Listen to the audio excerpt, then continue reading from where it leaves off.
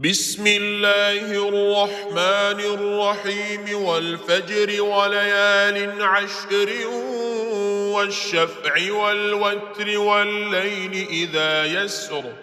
هل في ذلك قسم لذي حجر ألم تر كيف فعل ربك بعاد إرم ذات العماد التي لم يخلق مثلها في البلاد وثمود الذين جابوا الصخر بالواد وفرعون ذي الأوتاد الذين طغوا في البلاد فأكثروا فيها الفساد فصب عليهم ربك سوط عذاب إن ربك لبالمرصاد فأما الإنسان إذا ما ابتلاه ربه فأكرمه ونعمه فيقول ربي أكرمن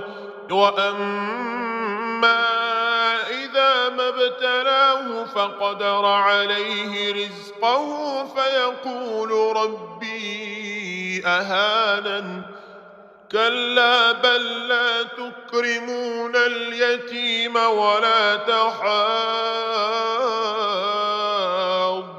على طعام المسكين وتأكلون التراث أكلا لما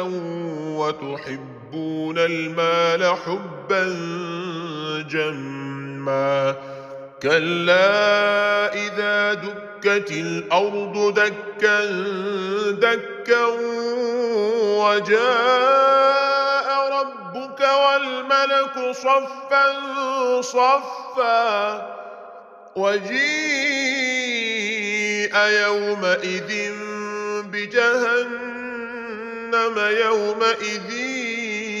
يتذكر الإنسان وأنى له الذكرى يقول يا ليتني قدمت لحياتي فيومئذ لا يعذب عذابه أحد ولا يوثق وثاقه أحد يا أيتها النفس المطمئنة ارجعي إلى ربك راضية مرضية فادخلي في عبادي وادخلي جنتي